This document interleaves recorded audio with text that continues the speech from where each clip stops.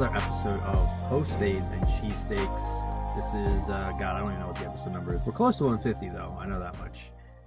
But this is continuing our top 10 player rankings for the upcoming 2023 season. Today's episode will be on Interior Offensive Lineman, so that's guards and centers. And I'm joined by, of course, the villain himself, Mr. Tim Mullen. And we got a lovely mustached gentleman down below here, and Billy Greer. How we doing, man? Fantastic. Thank you guys for having me back on the pod. I always love, joining you guys every year. So feeling good. I'm ready to show you guys some knowledge, and we'll see where we fall. So I wasn't, when we were talking before we started hopping on, I wasn't listening, but did you grew the mustache for this episode of Offensive Lineman or for the concert you were at? Yeah, well, I thought it would give me a little bit more respect as far as my knowledge goes. So I really want to try and emphasize my knowledge by growing a mustache. Okay. So I really think it gives me a little bit more respect, and I hope you guys agree. Oh, I thought I'm already buying it more now. That's why we had to bring you on. It's the Big Uglies episode, so it's the Big Uglies with Billy. It's the I think mustache. Yeah, I was like, guys, I'm growing out a mustache. Need to get on the pod. Yeah. So we were originally going to talk about the downside and positives and downsides of cryptocurrency, but once you put the mustache on, I was like, you know what, maybe we should stick with something more up that alley. No finance. Let's get to the blue collar work. Absolutely. But yeah, thank Billy once again. I think this is third or fourth year in a row that you've been on. I think it's So we're glad. Shout out to Bill for always consistently. Yeah. You're always filling in on the offensive line episodes still. Yeah. Those are not easy ones to do. Doing the hard work. Yeah. Oh yeah, no, that is appreciated. They're because shit, I mean, even when we do it, it's a tough sell. There are not many stats you find in offensive line work. It's just it's a lot of it's the eye game. You just gotta remember what you saw in the games you watched and don't trust the Packers website. Oh, Packers.com. No, that's true. Yeah, do not trust. That was offensive. That was offensive tackles, right? Because you're talking about Bakatari. I was trying to hype up Bakatari and. No, these stats say blah blah blah. He's a 4-time whatever. He's currently in the Hall of Fame. Oh yeah, Packers.com. Definitely not biased. Pretty sure this guy already got his jacket, but he's still playing. So yeah. Anyways, so as usual, we will start off. If anyone has honorable mentions, guest will always go first, and then usually Tim skips me, so he typically goes second, and then I will go last. Right about that. Yeah. So, Bill, you got any honorable mentions for our guards and centers episode? I do, and I'd like to start out with an interesting one, only because I think he could be ranked higher. Packers guy, Elton Jenkins. Okay. I think I like him. I mean, I'm just going with the versatility here. Played along that Packers offensive line. I think he's played guard and tackle, and even on both sides of the line. So I just like him. I mean, the versatility, offensive lineman for Aaron Rodgers. So I'm sure that's, I always give credit to that. Quarterback play is a pretty strong resemblance of how the offensive line protects. But I think he could be higher if he ever stuck out like to a certain position, and I think he's going to continue to climb the boards. But Elton Jenkins, and I'll just give a shout out to Landon Dickerson. I think he's going to have a big step up in year 3, right? Year 3, so big step up in year 3 this year. I think it is, yeah. I like it. I have no complaints there. Now, just curious. Did you have Elton Jenkins in your top 10 first, then you realized he was a Packer, and you're like, I'm not falling for this again? Didn't want to go down that rabbit hole. So, let's keep him on mention just in case any of these stats I whip out aren't true. I had him, and then, I started diving in a little bit more. I was like, all right, maybe – I honestly think, if he, just stuck to tackle or, guard, I think he would probably have a more – a smoother transition to just becoming one of the top 10 players. But yeah, I had him around 10, but then I was like, all right, flip-flopping a little bit. Fair enough. Well, my honorable mentions. First one I got, he's one of 2 Browns that I have on my list. I think Cleveland's got probably arguably the best offensive line, or second best offensive line in football behind the Eagles, obviously.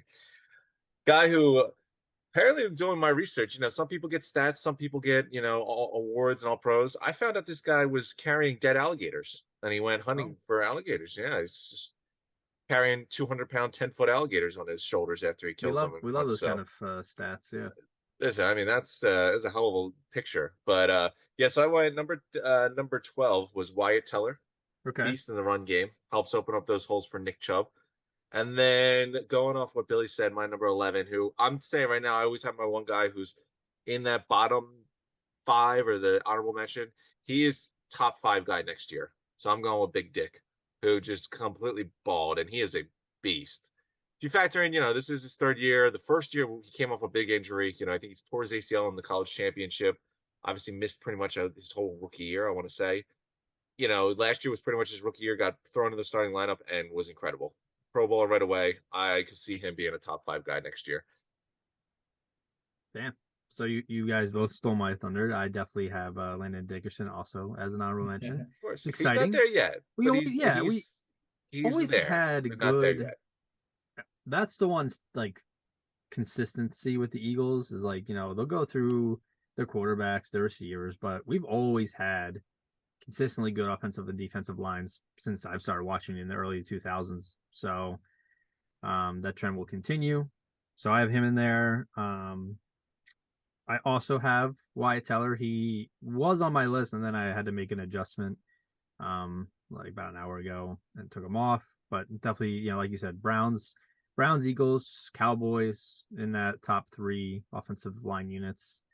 With Cowboys when they're healthy, but they've been weird lately. Cowboys when they show up, but when they show up, yeah. Yeah, the training camp nonsense playoff. My 10 and 11 are players that are coming off not so great years. They're both been down. And then one of them that I put at number 10, I just typically rank higher. I have in the past, but it's a little surprising. I have Shaq Mason here, honorable mention. Okay. So like moving over to Houston after a bit of a down year, we'll see if he can kind of become. He's got top 5 talent. Like I think he's been in the top 5 of one of our lists before. So, yeah, I just think off a trade and a weird year, maybe a little bit of cushion there and see if he can come back. But I like it. I think the Texans, there's low expectations there. Yeah. I think the Texans sneaky good O-line, with Tunsil and Howard and now Shaq Mason, rookie quarterback. I think they have a pretty good running back. I like that. Yeah. They definitely, you're going the right way. Obviously, Tunsil's one of the best. They signed Howard this week. I think getting Mason, he was pretty cheap too. You really, I trade him for like a 5th round pick or whatever it was. Yeah. Yeah. Or I think he was a free agent or whatever, but let's see. The Texans have been so terrible on offense for years now. So I will say last year they were competitive though. They even when they played the Eagles, they gave them a good fight. Like they played well. I think they won 2 games, so I don't know how competitive I'm going to say they were. They're like the Lions of the AFC. They competed this year. Yeah. So the Lions nearly made the playoffs. Past year Lions. I can see the Texans making not. I wouldn't say playoffs, but I could. They're not stiff in the playoffs. I could see 6 or 7 win season for them. Yeah, I agree. AFC is just too loaded though, so it's yeah. But all right, fair enough. So crack into our top 10. Number 10, Bill. All right, I'll go with this. Maybe a little too low. I don't know where you guys are going to have this guy. And maybe it's because I'm not the biggest fan of the team or the coach, I guess.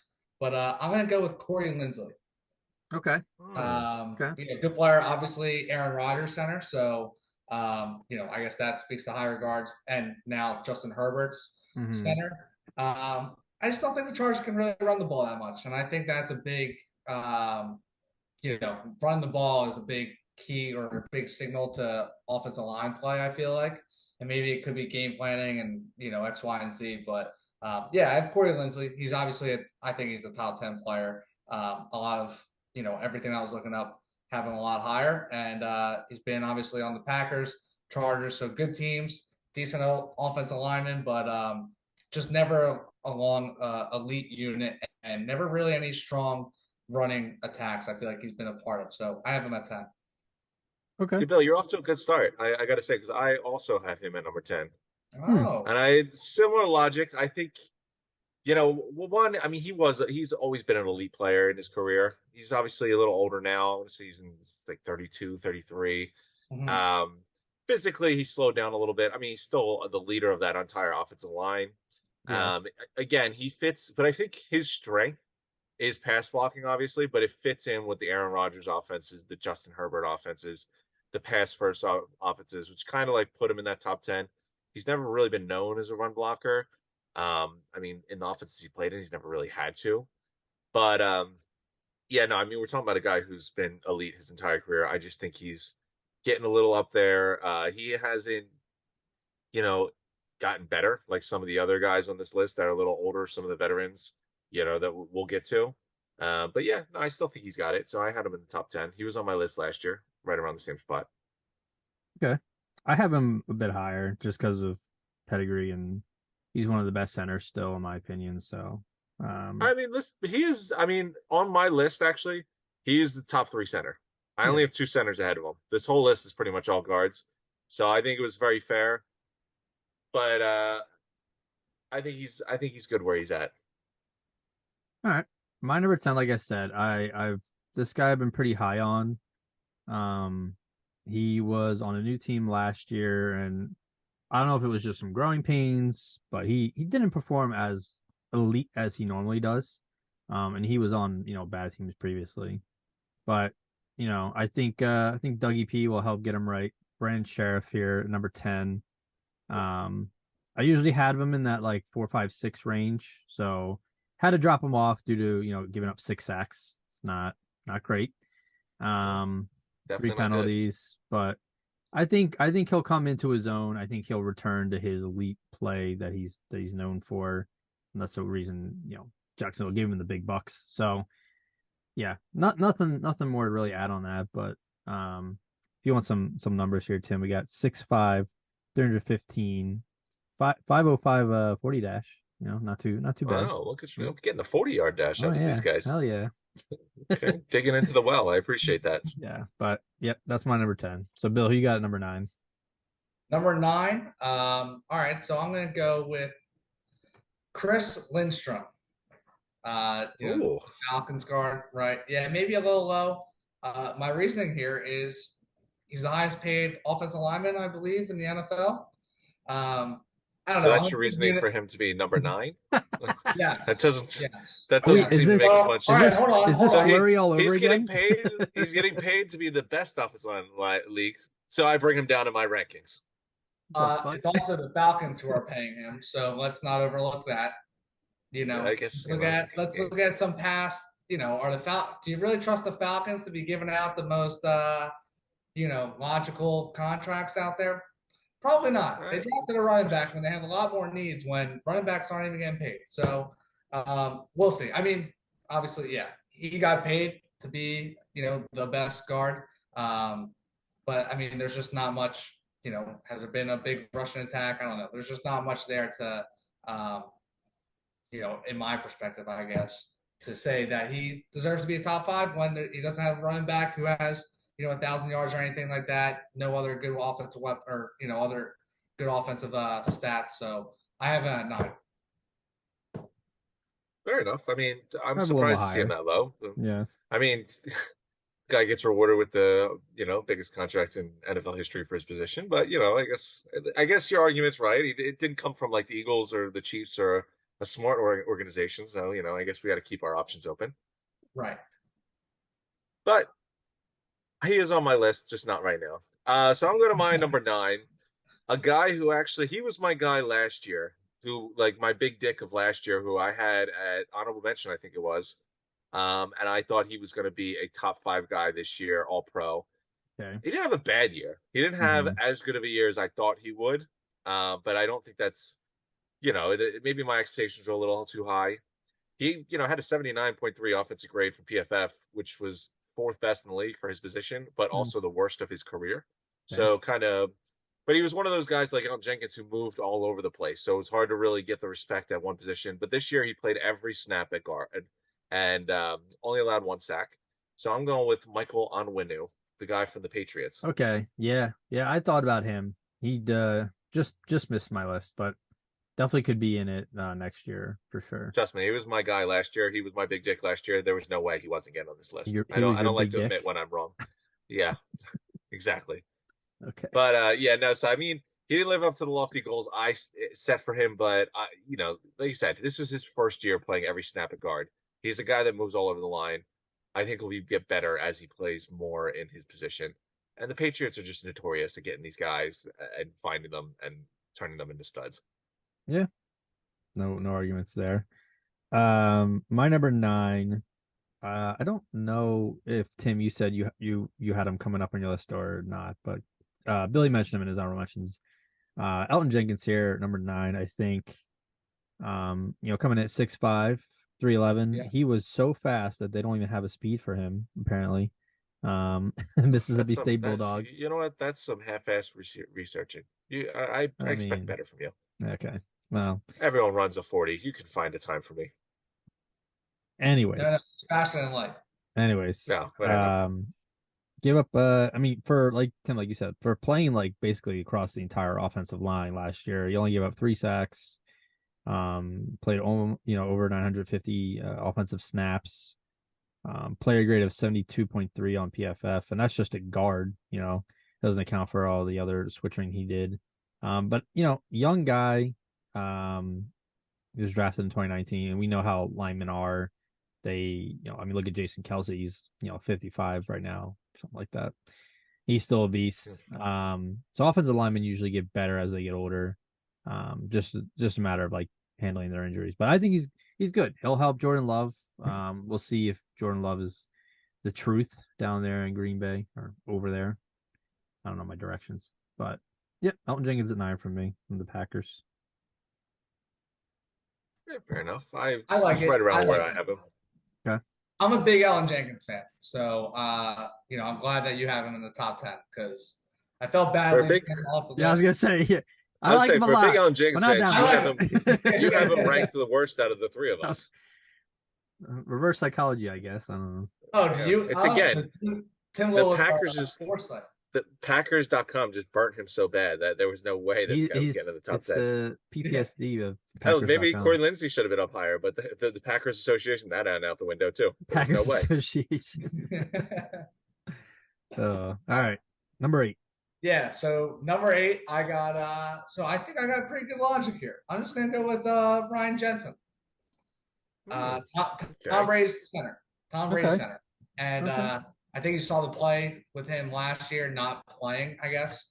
Like, go down a bit, won a Super Bowl. But I'm a Ryan Jensen fan. I think, Tom Brady being his quarterback elevates him to a top 10 position. So if you have Tom Brady's trust, in my opinion, I'm going to put you in the top 10. So that's my position there. Some weak logic. What happens now that Brady's gone? Well, now he's going to groom Baker Mayfield. Oh, okay. Groom Baker Mayfield. Yeah. Those are a couple of words you never expect. So just curious. I mean, Ryan Jensen's good and all, and he has on my list here, but he didn't play at all last year. So what exactly was he doing that made you think, yeah, this guy's still a top 10 guy? So I think you saw how much they were missing him, I guess. Like, that's kind of where I'm at, is like you could see a little bit of the downfall and how they needed him. And granted, the one game that he played wasn't very good, but I still think he could be a top 10 player. Obviously had one of the greatest quarterback of all time trusting him. I think he'll be back ready and healthy. And the Bucks, it's the NFC South. Outside the quarterback position, they're pretty talented. So I mean, they're better than the Panthers, in my opinion. They're better than the Falcons. I don't care what people say. The whole division stinks. Yeah, I mean, the Saints will be pretty good, but I like Ryan Jensen. Yeah, I got no issues with Jensen. I think the logic is a little questionable, considering you have a guy who didn't play at all, a little bit higher than a guy coming off the best season of his entire career, who got the biggest contract in NFL history because of it. But listen, to each your own. But one played with Tom Brady, the other didn't. So, well, one didn't play with Tom Brady. They both didn't play with Tom Brady last year. No, he did. Ryan did play with Tom Brady last year. I guess in training camp they played together, and then after that they probably played poker or solitaire in the locker room. You're right. So on my number 8, a guy I won't get too much into it because you guys both already mentioned him. So I started with Unwinu, the guy who bounces around on tackle, guard, center, blah blah blah. But another guy, and I figured it makes sense having them back to back because I think Elton Jenkins is the better player, but also a guy that bounces around back and forth. If you factor in this guy played, left tackle for pretty much the entire season when Bakatari went down. He settled into the guard position from like week 7 until the end of the year and played pretty well. He only gave up 1 pressure since week 7 when he moved over to guard, which is probably his natural position. I think he's so talented. The only reason he's not on these lists higher is because you don't know what he is. He's probably a top 10 tackle and a top 10 guard in one person. So I expect if they keep him at the same position like Onwenu did this year, I think you'd see him a little bit higher too. But I got him at number 8, going with pure talent. Fair enough. My number 8, guy you guys just mentioned, Corey Linsley of the Los Angeles Chargers. I almost said San Diego every time. Still can't get it right. Got some really good combine numbers here. 40-yard dash, 5.24 seconds. All right, you ready for this, Tim? Topped out at 15.6 miles per hour. Wow. So you couldn't give me a 40 on Elton Jenkins, but you got the miles per hour for a starting center? Hey, you're higher up on my list. You get a little bonus coverage. Fair enough. Okay. But I mean, he's like I said, he's been a stalwart. He was really good with the Packers and Rodgers, and then he went over last year or 2 years ago to the Chargers, and it's been great for Herbert. 0 sacks allowed. On 6 penalties. Like centers sometimes get the cheeky calls because they're just right there in between everything. So that can be difficult sometimes, but he's been really good for really long. And I don't, in past years, he's been higher on my list. I think last year he was actually let me check. Yeah, number 3 last year. So slight drop off, but I mean, there's so much talent. And one thing with these position groups, really the offensive line in general, is that they're just just tenure. Like a lot of these players are just, like I said, so good for so long. Like, I mean, you look at like when we do tackles, like Lane Johnson will likely be on there, and he's just been so good for so long. Like, there's not a lot of drop off. Whereas like receivers, like you'll have some that were great for like 2 years and then they disappear. Lots of linemen are pretty damn consistent. So I think Linsley's a great example of that too, especially at center. I got him at number 7. I think it's one of those weird positions. Sorry. I mean, I don't know about you guys, but it's one of those positions that like you can get better as you get older. Like my top 3, I don't know about you, I are all over 30, and like they're all, you could say, playing the best football of their career right now. So I think it's just one of those positions that you can definitely get older and get better. Like the mental game is so important, especially on that inside. Like you were saying, Dakota, you get a lot of like stunts coming in, a lot of blitzes to the A gap, especially with that center. You got to make all the calls. You're basically a quarterback for the quarterback. So, but definitely, and I think that's why we were talking about like the top 10 doesn't really change that much. I've had 2 guys that are different than my list last year. And one of them was an honorable mention this year, but it's like the longevity, it plays into it because you can get better as you get older. I'll ride that train if you don't mind me transitioning to number 7 here. Go ahead. I think, probably a little, it's out there. But going again with the consistency, being dependable, and again, Tom Brady center, I'm going with David Andrews. He's played, he's been healthy pretty much. Tom Brady center, 1. So that's always a good start. But he's played pretty much, I think I read it, over 700 snaps in 7 of his 8 seasons. So he's been very dependable. He's been around. So that's where I'm going with. I think Bill Belichick also likes to build from the trenches, has a strong running game. I know, our guy Mike Fleury over here with Ramondre Stevenson, number 4 running back. Can't do that without top center. So I'm going to need a lot. Yeah, I'm going with David Andrews. Quick little fun story. When I was living in Boston, this is 2018 now, when the Eagles were playing the Patriots in the Super Bowl. In that extra bye week, right? I ran into him at a Home Depot. Thought about, maybe dropping like a weight or, something throwing at him. Of course. Good guy though. And he said hi. So maybe, I met him. So that might have a little bit of a bias take to it. But I like David Andrews, consistency, and Tom Brady center. I think a true fan would have dropped a 2x4 on his foot. And I'm slowly realizing that being a center for Tom Brady is apparently very important when it comes to this list for you, Bill. I think it's very logical. Random. This is better than any stat. It doesn't matter how many sacks or penalties they're giving up. They play with Tom Brady. That's at least the top 10 player right there. I can't go wrong with that. Fair enough. Fair enough. Alrighty, so my number 7. I'm actually going to go with the guy that, Bill, you've already mentioned. He's coming off, realistically, he's like one of the best seasons of all guards this year. He was like a second-team All-Pro, 95 PFF score, which is the best for his position. He did get a huge contract. I won't argue with you their Bill. The Falcons aren't a great organization, so maybe there is a flaw in that thinking. But a guy who's young, I think he's like 25. He was first-round pick. I'm going with Chris Lindstrom here. Okay.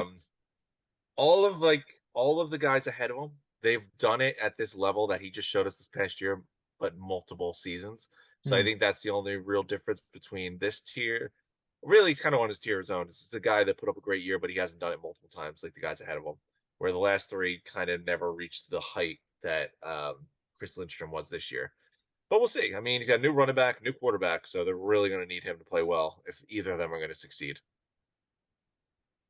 Fair. I have him coming up pretty soon. And I actually just realized with Corey Linsley at 8, little tease for you here. I have my next 2 will also start with the letter C in their first name. And then the 3 after that will all start with the letter J. So I don't know how that happened, but that's kind of a little tease for you there. Really making my brain work here. But so my number 7, I think Billy just mentioned a little while ago, Mr. Creed Humphreys, out of Kansas City, 302-pound center. What? Billy did not mention Creed Humphreys. Did he not? Where are you going? No, because he wouldn't be anywhere near this part of the list. Why not?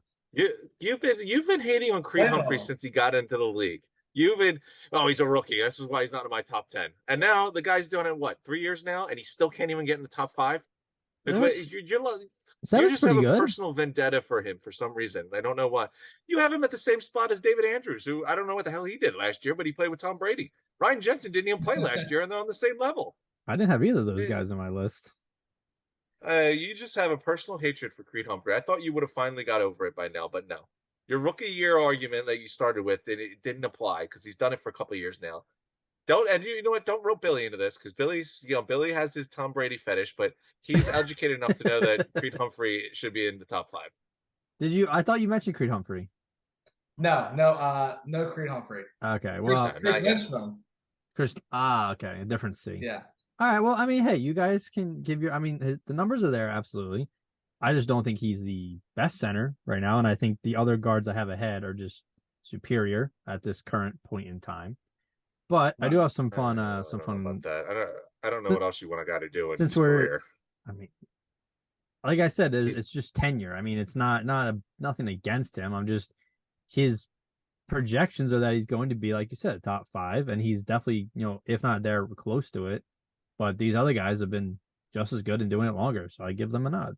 He's the Justin Jefferson of offensive linemen. I could probably do 1, 2, and 3, 1 and 2, and then 3 to 10 is tied. It's pretty close. It's really just picking and choosing. But anyways, although you said your top 3 all started with J's.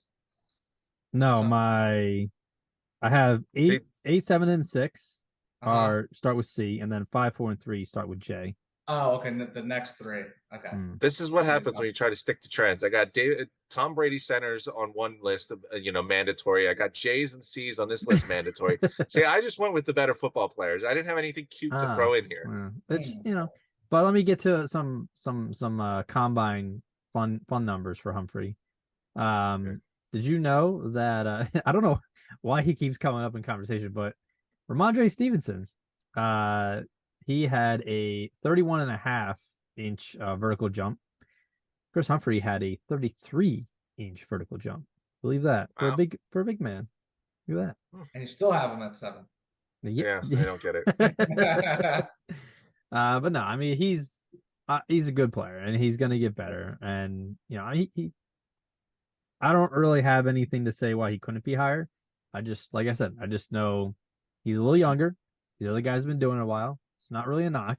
That's just how the cookie crumbled. So I'm curious to see how high you guys have him, because if he's like 6 or 5 and you're giving me all this shit, I'm gonna be really annoyed. But well, I have him at like number 3. He's not 6 or He's 5. gonna rattle him off next. Okay. Yeah, okay, you can right. guarantee he's all right, not who's 6 or 5. number? So who's number? What are we at, 6 now?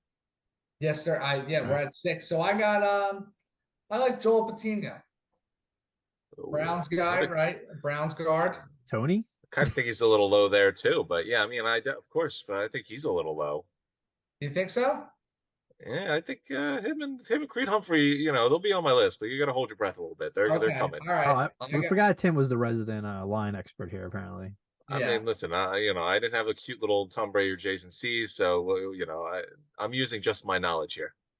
I would have had him higher, but he didn't play with Tom Brady. So, yeah, that's reasonable. And he wasn't on Packers.com.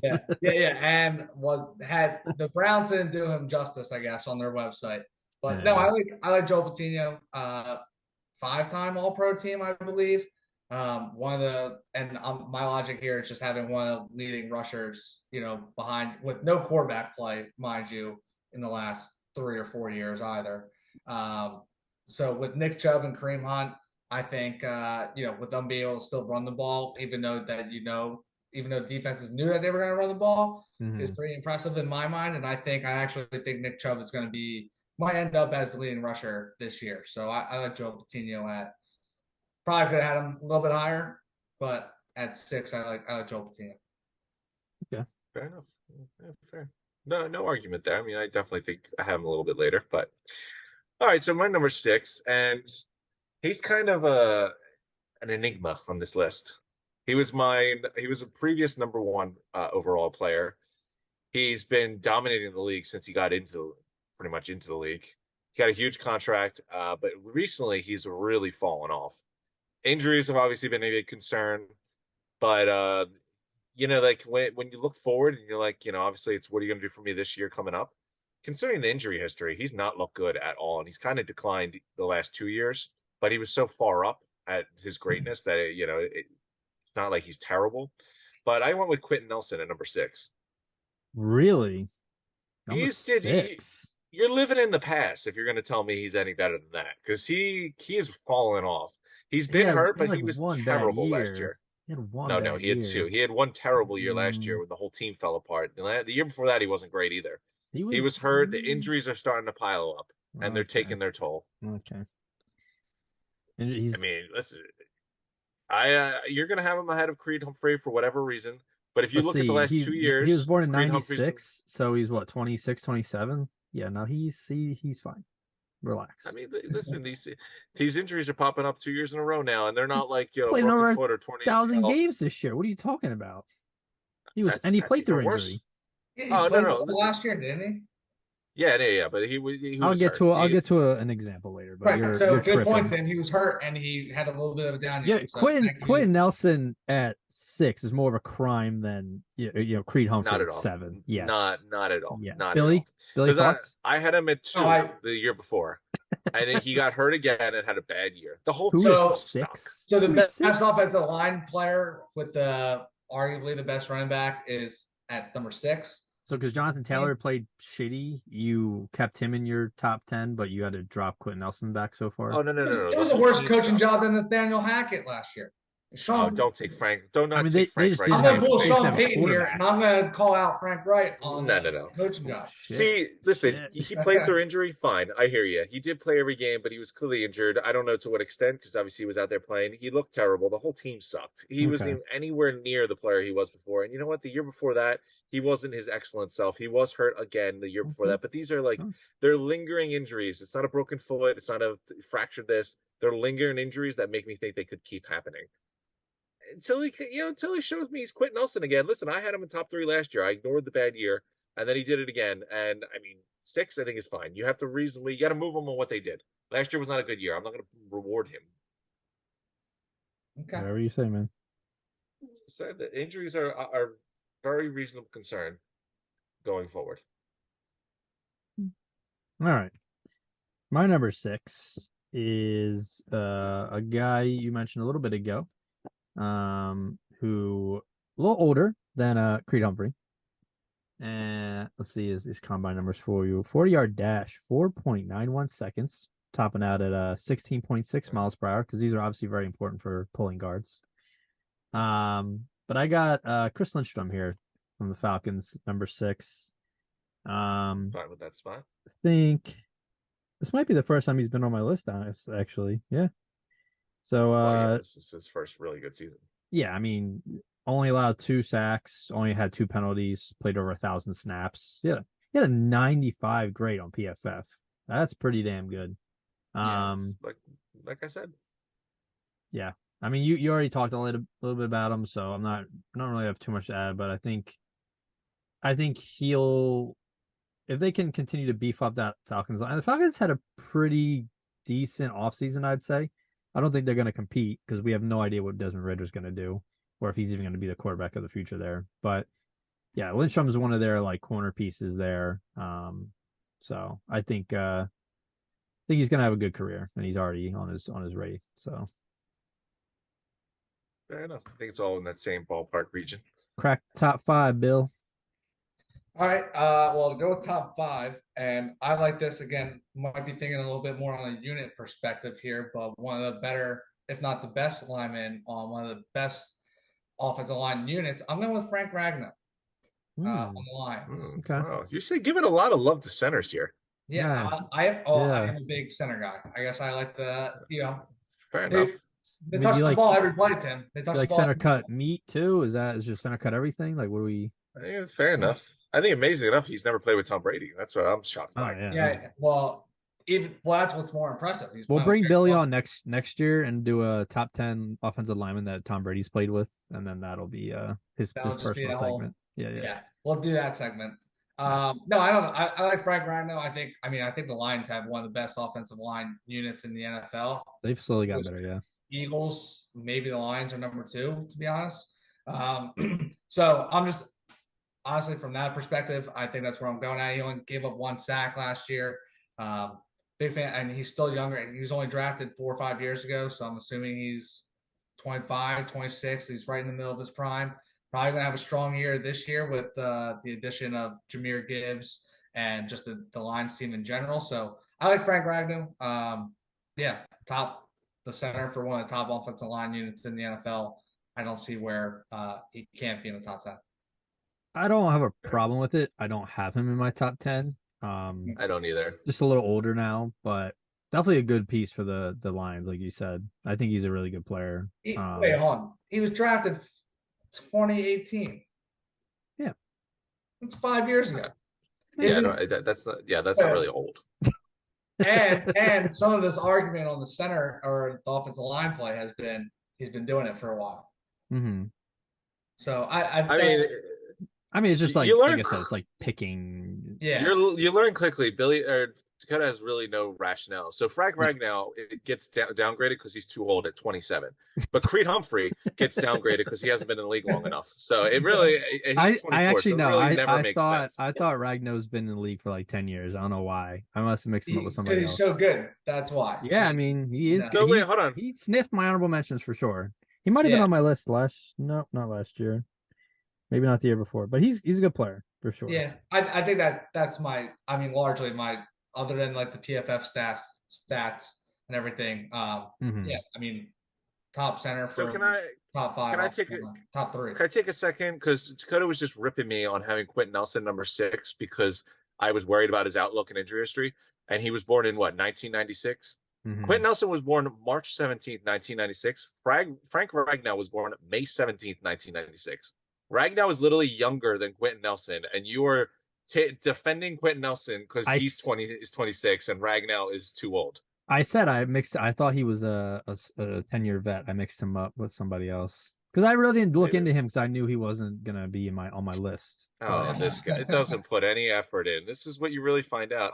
Listen, I did look into Ragnow because he was on my honorable mentions last Yeah, year. he was a tease, but he wasn't gonna make the honorable mentions for me this year. I just took a different approach than Billy did. Nothing. I think the approaches are fine, but I rewarded versatility guys like Jenkins and Onwenu instead of going with the pure centers. I only have 3 centers on my list, and they're 3 like top tier elite centers that they've been on. They're all 3 of them have made up the all pro list all the last 2 years. So I just think when I was looking purely at centers, I didn't have Ragnow in with them. But it's a different way of going at it.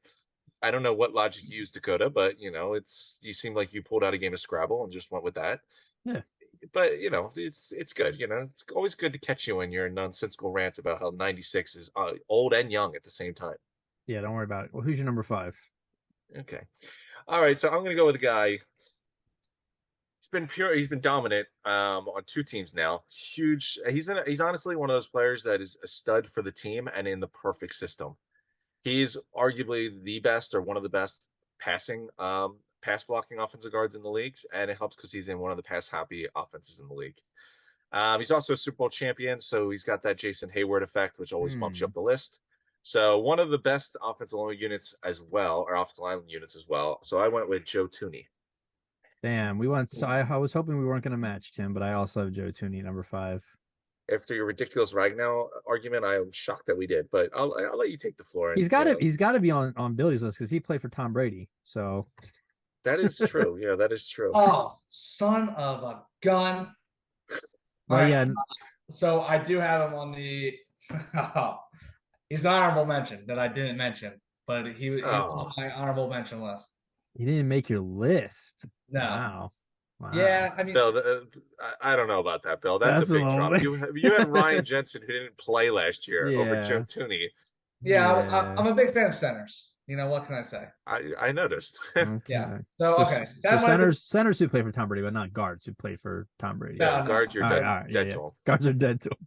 But yeah, no, I mean, like you said, Timmy was a beast with the Patriots, and then came over to Kansas City and continued to be a beast. Yeah, 1 sack allowed and 999 offensive snaps played, so just under 1,000. He's never missed a game in his career. He's played every single game, and this is the first Pro Bowl he's ever received. But I mean, which is everything you want. Wild. Like that is pretty. Yeah, it's pretty wild to see. Considering the guy never missed any time. Like I don't know what you would expect from him, but I mean, the only reason I would say low, but he's still my number 5, is he's not really known for his run blocking. I mean, he's like the best offensive or pass blocking guard, and the system he's in is a beautiful match. But I think that's the only reason why I don't have him in the truly elite guard talk. That's all you really need when you have Pat Mahomes, just someone who can pass block. So yeah, it's very true. I mean, no argument there. 4.95 40-yard dash for those wondering. There we go. North Carolina State Wolfpack. That was where he went to school. How about that? Oh, well, I wasn't gonna get that. Yeah. All right, so that is our 5. So Billy, who you got at number 4 here? Number 4. Sorry, had to adjust something. So it is back on. Number 4. I'm gonna go with our guy Creed. Okay. Creed Humphrey. I think is it Creed from The Office? Creed like the boxer? You got to be more specific there. Apollo Creed. Oh, Apollo. Okay. Bill, letting you go. I mean, we've been a little critical of some of the takes you've taken, especially with the centers, but we're back on track here. I also we're back on track. So okay. I take you there again. I mean, 4 and 7's not too far off. I mean, come on, that's 3 spots. Yeah, I mean, he's soon enough, in like 5-10 years, we'll be saying, all right, we'll have this segment again, and as long as he play with Pat Mahomes, then he'll be in the top 10. So maybe Joe Tooney will. Joe Tooney maybe gets in the top 10 because he'll have Brady and Mahomes. You're right. That's true. I may have forgotten one, but Creed at 4. Fair. He's an outstanding player. I think a lot of guys, PFF has him rated as the number 1 center. Obviously, playing with Patrick Mahomes, he's been in the league only for a few years, and I think honestly we've had a consistent message overall though with offensive line play and like how long he's been doing it and consistency. So I'm sure he's going to be able to keep doing it for a little while, but just like to see his play continue for a bit and see how injuries and stuff fall. And I also think playing with Pat Mahomes probably makes his life a little easier with how I guess mobile he is. But I got Creed Humphrey at 4. I'm sure next year or next couple of years, he might even be up there at number one. But that's where I'm at.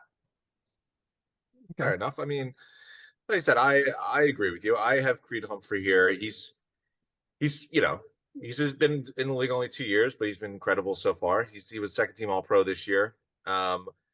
I think he's already in that elite echelon. The offensive line the Chiefs have now, which considering how bad it was when they played the Buccaneers in Super Bowl, is actually amazing how far they've come because they are easily a top 3 unit. And I really think it coincides with when Creed Humphrey entered the league because we've already hit on how important the center position is. So you got to give the guy credit for anchoring one of the best offensive lines in the league and really taking it to that next level when he came on. He's my number 2 center. I just have another one center higher than him who's also anchors one of the best offensive lines in football. But Creed Humphrey's definitely on his way. And I think between my number 1 center and him, they're going to have a passing a torch moment once my number 1, hangs it up. Plus, hey, he won a Super Bowl, so I love mentioning it because Dakota gets wound up. So Jason Hayward effect comes into play again, and he moved up on the rankings. It's a dumb. It's sound logic. That's like saying Megatron's not one of the top 5, top 7 wide receivers ever because he never won a Super Bowl. Like, no. That's not the way the logic goes. You're just manipulating words as you usually do. You can't have a bad year if you won a Super Bowl. I don't care if you're the third stringer or the special teams player. If you won the Super Bowl, you had a good year. Okay, anyways. So my number 4. It's soundproof. My number 4, continuing with my J's. This guy blocks for who I believe is going to be and is currently the number 1 running back in the NFL. So I got Joel Bitonio here, number 4 of the Cleveland Browns. I mean, he was number 4 on my list last year. So there's consistency there. He's been, I would say he's been elite for the last 3 years. And that Browns offensive line has been obviously really good. And they have had the best rushing attack, top 5 rushing attack the last five years, I'd say. Only allowed 1 sack, played over 172 snaps, 87.5 PFF grade, pretty good. And just under 5 on his 4-yard dash, 4.97 at 320 pounds. Oh. Yeah. Wow. Yeah. All right. Well, no argument there. I can live with it. I can see him being. I feel like I know where he is on your list, Tim, and I don't have any disagreements with it because I think he has cemented himself as a elite level, top 3 guard. So I think we have him in the echelon where we're at now. Billy, what'd you have him? You had a number 9, and I thought that was a very questionable decision. No, it wasn't 9. It wasn't outrageous. Cut me a break here, Tim. Ridiculous. He wasn't on Packers.com. Yeah, and he didn't play for Brady, so this was I had him at 6. Okay, so he's definitely easily top 3. Actually, hold on, I'm looking at my list. He's the top 3 guard. That's for yeah. How many centers do you have? So now I had Bragg. All right, so crack the top 3. Who do you have at 3? 3? I got Quentin Nelson. Okay. See, you're just living in the past. He did not have a top 3 year. I mean, go on. Present, future kind of list here going on, Tim. So I mean, sure, I know the 2 of the 3 you just mentioned. He's not top 3. I think. Depending on how far in the past you want to go, but go ahead. Last 2 years, I know. I went with the logic that the number 1 paid guard was number 10, but the number 2 paid guard is number 3. That's definitely a concerning trend we're taking. But hold on. One of these guards also had like the leading rusher 2 years ago in Jonathan Taylor, has an elite running back. They're continuously able to run the ball. He's next to Ryan. He doesn't really have anyone else on that offensive line to help him out. Everyone knows that they're going to run the freaking ball, and they still are able to run the ball. I think he's the number 1 rated run blocker on PFF. So I like Quentin Nelson. I think he's been able to, other than like the lingering injuries, I mean, he's been able to perform at the highest level in the NFL and I think just proving the fact that he has been playing with the number 1 leading rusher or one of the leading rushers in the NFL, Jonathan Taylor. I think that just emphasizes the point that he's among one of the top 3 offensive interior linemen in the NFL. I mean, he's definitely got number one, like overall interior lineman talent and production, what he's used to do. Last 2 years, injuries or not, he's not played in that level. The Colts were a disaster last year, and I think That's his when your fault. best player, when he's your best player on the team and doesn't play well, I mean, that's what's going to happen. The guy doesn't touch the football. You're the one praising him. Listen, I'm putting him in perspective here. Hey, he stunk. The whole team stunk.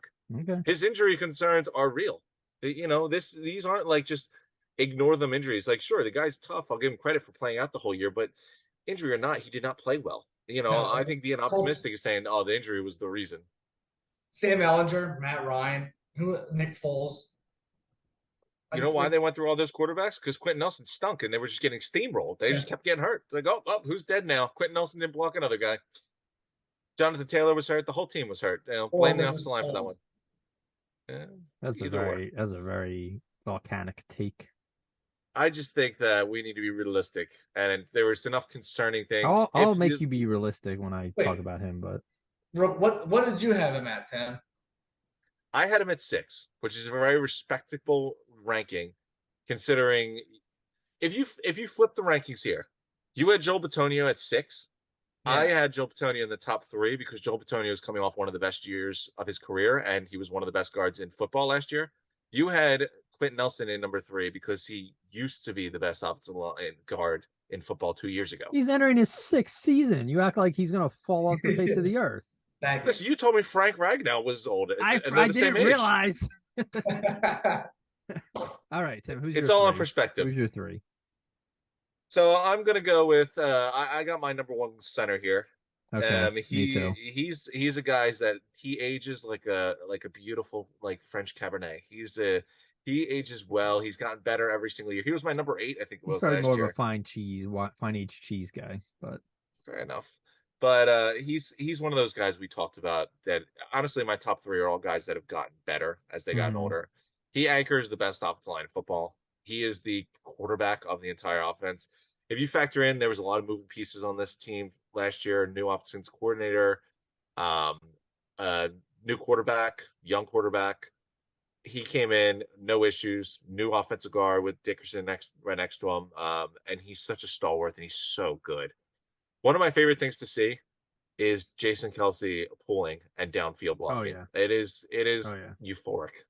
So, and listen, you want to factor in the fact that they have the most dominant play in the NFL last year with that QB sneak, and they run right behind him. Which they tried to ban. Exactly. So Jason Kelce is number 3 on my list. Yeah, a player I am heavily considering for the new Kelly Green jerseys that I want to get. Right there with, sorry, Dakota, but I'm right there with you. Kelly Green jersey.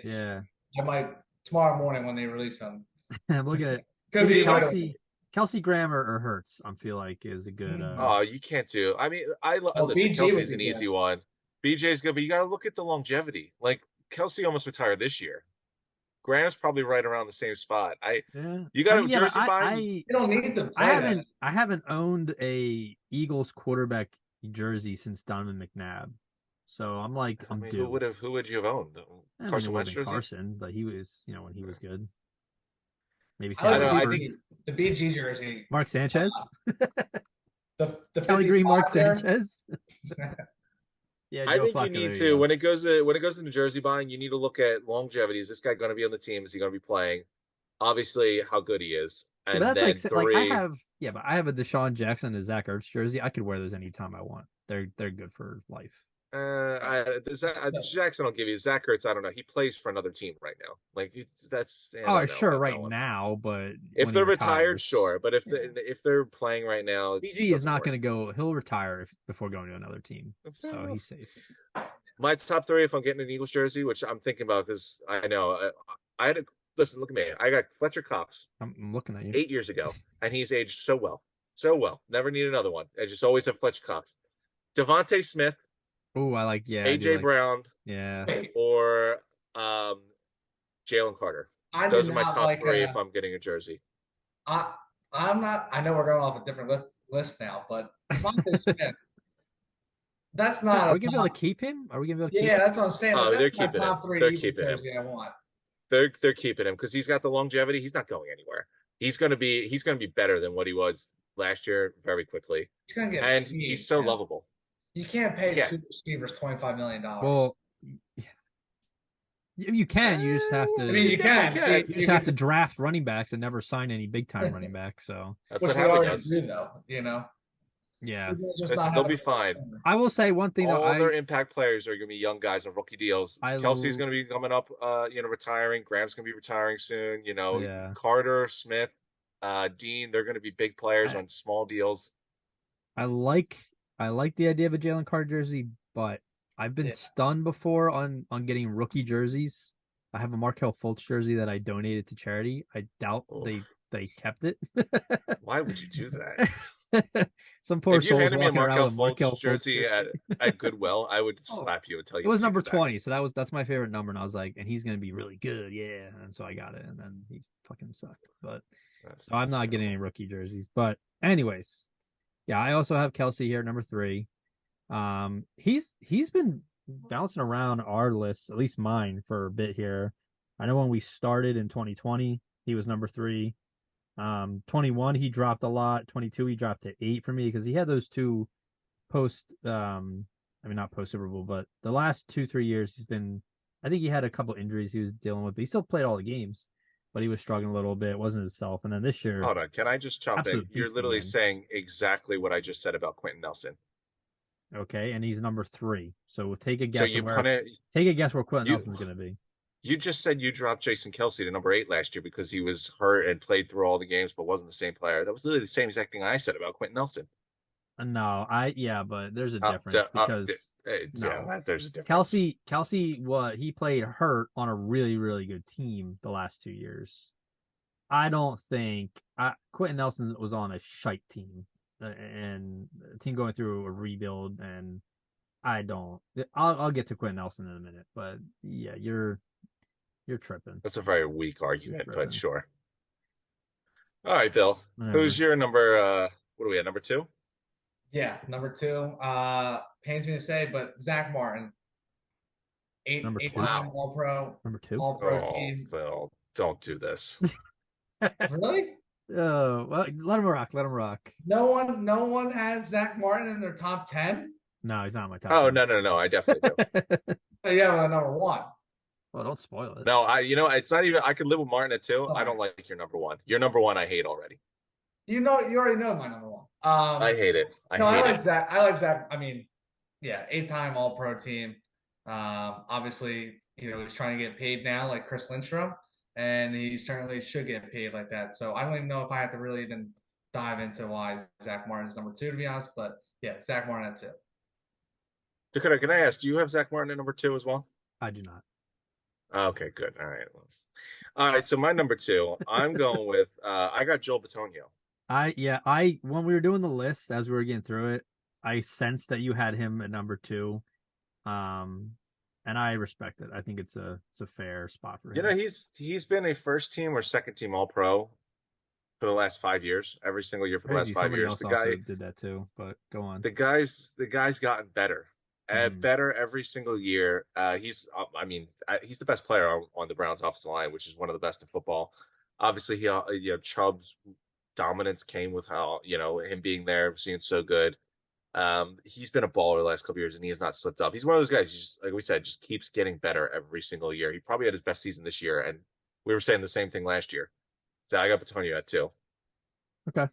Yeah, I like him a lot. He's like we've already touched on. He's plays for a great line, great offensive running game. So, my number 2, it's a guy, I guess he's not really that good, like Tim was saying, but I mean, he was 3rd in Rookie of the Year voting. He was AP player, excuse me. I'm tripping on my own words here. 3rd in Rookie of the Year voting. That's pretty significant for an offensive lineman. What was this, 4 years ago? Well, let me get to it. He was All-Pro Pro Bowler. Next year, All-Pro first team Pro Bowl. Next year, All-Pro first team Pro Bowl. Next year, second team All-Pro Pro Bowl. And this past season, Pro Bowler. That's crazy, but apparently he's not good anymore, according to Tim. I got Quentin Nelson here, number 2, who has been our number 1 for like 3 years in a row. And all of a sudden, Tim's like, nah, he's garbage because he had one bad year I'm gonna drop him all the way to 6. You're true. Did you not notice the He's made the decline Pro in Bowl those his awards? entire career of 5 years. Oh, who cares? The Pro Bowl, who cares? You think he's not going to recover? You don't think he's going to return to being this dominant monster? All because he had one bad year filled with injury and on a bad team? How come he didn't make the All-Pro?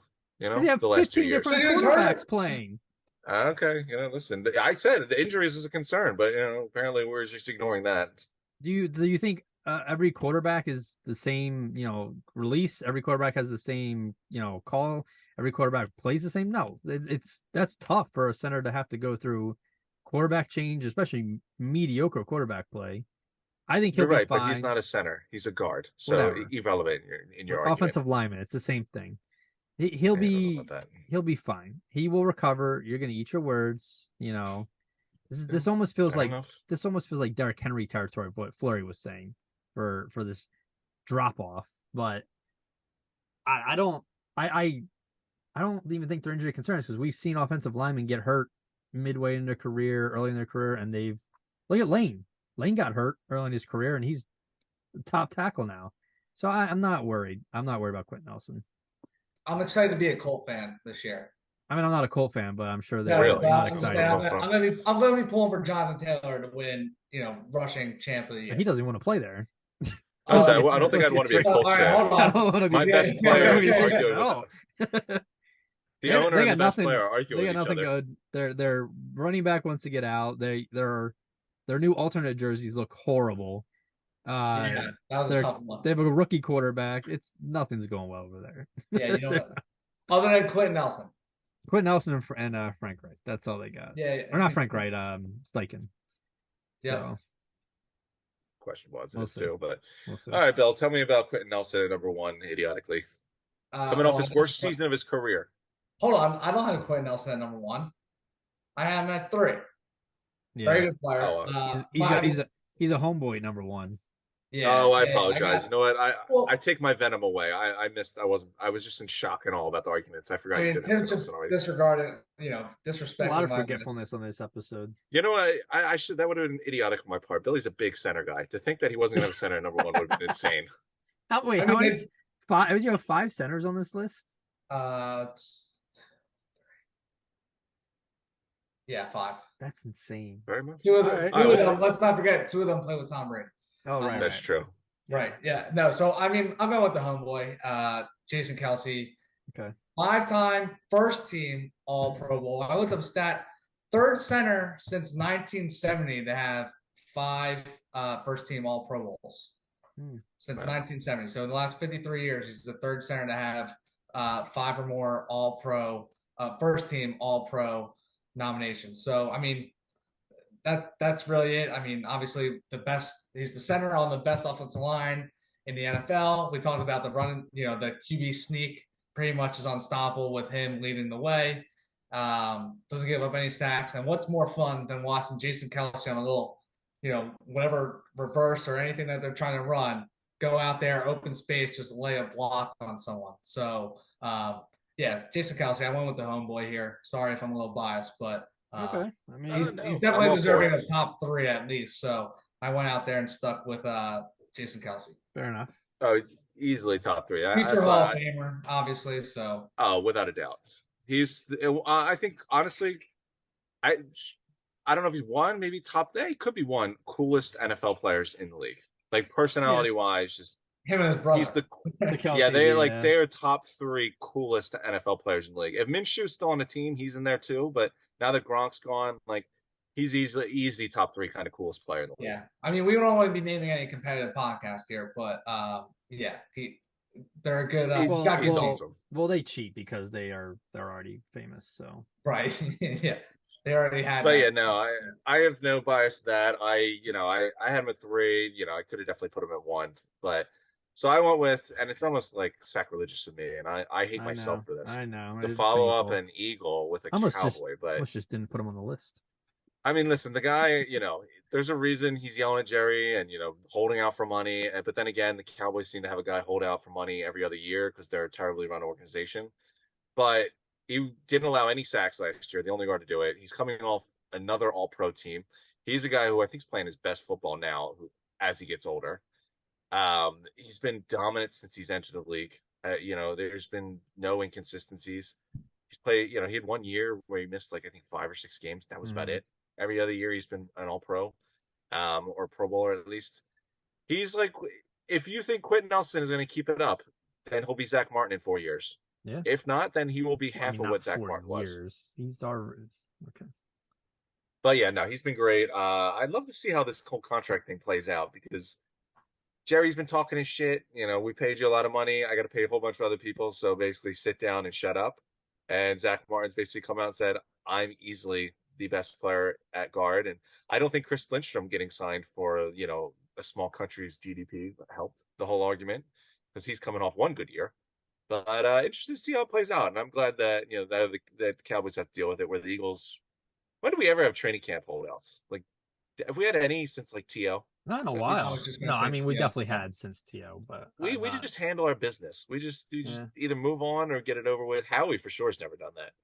I want to ask you, sorry, is a guard worth $20 million? No, I don't think so. Right, like I feel like center and tackles, or not. Using that logic, like if you had a $20 million, dollar guard, you would, if you had say a left tackle of elite caliber, you'd have to pay them at least like 25. Closely a center, I would probably pay more. I don't know. I know the cap's going up, and there's more money and everything. But again, maybe the Falcons are a bad team. They don't really have anybody signed to big money. But yeah, no, I think $20 million for a guard is insane. I mean, look at the Colts. They had a $20 million guard who you all say should not be held accountable for a terrible year, but this year making $20 million on that team and you stink and the team stinks. It's hand in hand. The guard isn't even the main, like the tackles are the ones who give up the sacks because the edge rushers coming on the outside are the ones that are most prone to getting to the quarterback. So I don't even know how. Have you heard the name of Aaron Donald? He's had like 20 sacks every year of his career. I never heard of him though. But if you have a good center, like I've been, or if you're talking about Jason Kelsey would never. Yeah, no, I sadly agree. Tim, this is our third match, which is pretty surprising because I feel like this has been a pretty aggressive offensive lineman episode. I kind of like it. A little bit of fire for a somewhat boring position, people would say. But I mean, lineman is one of the most important, if not, behind quarterback on the offense, most important positions. But when I don't really buy into Madden ratings that much, but if you're a guard and you get a 99 rating on Madden, you're pretty damn good. So, he's been like Tim said, he really only had 1 or 2 years where he was injured. And the Dallas offensive line's been kind of all over the place the last 2 years, and Zach Martin's remained a dominant stalwart in that that line. Sorry, but I mean, he might have been better than Tyron Smith when the Cowboys had an elite offensive line. Yeah, if you factor like the Cowboys, it's not elite as they were before, but they've never been bad. Yeah. And you consider Tyrone Smith has been hurt all the time. Travis Frederick retired early. Yeah. And they've consistently just stayed solid. And the only consistency there has been Zach Martin. There's been a lot of good players, but no consistency besides for him. Yeah.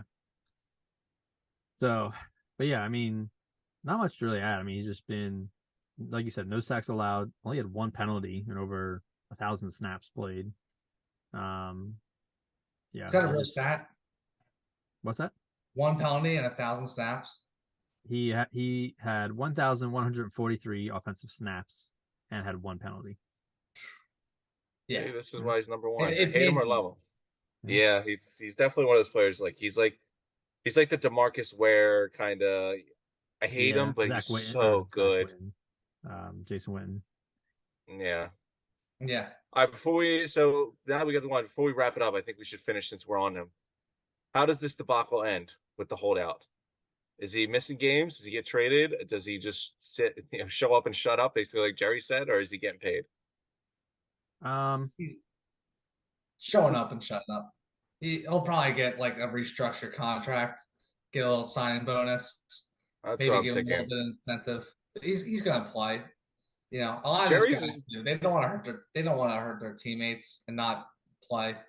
I think he'll get a restructured contract, get a signing bonus. Here's $10 million here, and earn the other 10 to 15 incentives.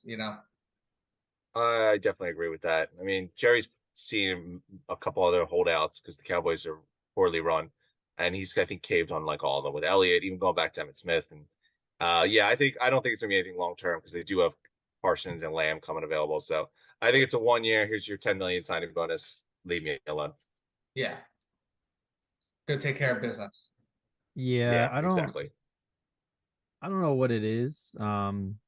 Maybe because he has Micah Parsons to pay still, but you got to pay. You want to keep Dak Prescott upright because he's had, what was it, last 2 years? He's had significant injuries that knocked him out for a couple of games. So yeah, you don't want to be chancing with that. I mean, you haven't although really it would be the most cowboy thing ever to give in and sign Elliott to huge money on his holdout and then trade away Zach Martin when it's because he wants money. Yeah. Yeah. I would love that. Huge fan. I don't know. Yeah, I mean, I'm looking at it. The average annual salary for Martin right now is at 14 million, and that puts him at fourth highest paid guard right now.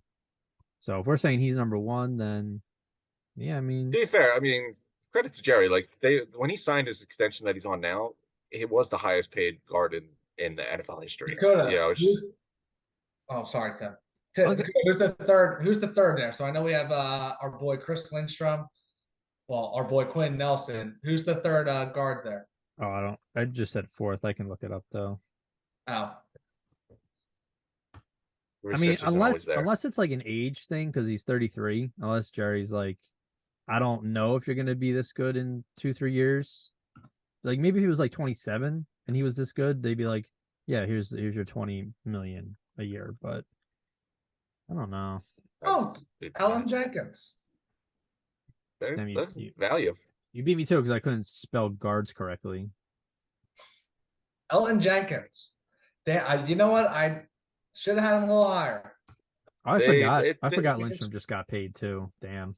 Don't worry, Bill. That's a common occurrence when we have a guest pop on the pod. We get to the end, they're like, "Damn, Tim taught me a lot of things today. I should have changed my list a little bit." No, you didn't convince me at all. Dakota constantly lives in a reflective state. I think Dakota and I were on the same page for the most part during this list. Again, I don't know if that's 100% like something to be proud of. You had Ryan Jensen who never played a game, and he has a personal vendetta against Creed Humphrey for whatever reason. Not a personal vendetta. Zach Martin's actually now, so that might be a little outdated since the recent signs, but he's now 8th in his AAV of 14 million a year.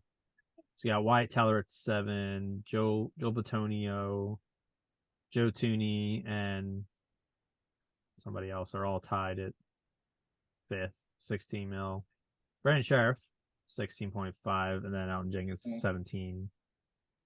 Quinn Nelson, number 2, because he's the number 2 guard at 20 million. And then Chris Lindstrom got his $105 million extension. 5 years. Good for him. I like to see the big man get paid. He's got a good engine. They got no one else to pay. Mm-hmm. Gotta pay someone. He'll probably be a cap casualty because it'll be like, oh shit, now we can't pay this guy. But, yeah, in like 3 years. Yeah, that's happened so many times. It'll be interesting. I mean, who is it? Ritter, I guess, the quarterback. I mean, if he turns out to be all right. They got Pitts, Drake London. No one knows, honestly. He's such a wild card. Yeah. I'm gonna say no, that he's gonna be a franchise guy, but I agree. I'm gonna say the Falcons. Yeah, I'm not buying into it yet. Yeah. So, but we'll see. But till next time. All right. Thanks for coming on, Bill. Good lists. Yeah, I appreciate it. I always, like I said earlier in the podcast, I always appreciate coming on the show. I think this is 4 years in a row running, and offensive line. I keep I enjoy doing the offensive line and gritty work here. So thanks again, guys. Someone's got to do it. Of course. Happy to have you.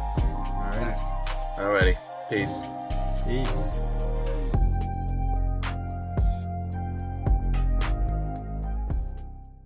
Thank you again for listening to the Post-Fades and Cheesesteaks Sports Podcast. Please like, follow, and subscribe on all your major platforms. Follow us on YouTube, follow the show on Spotify and Apple, and follow us on Instagram, Twitter, and Facebook. Have a great day, and tune in next week.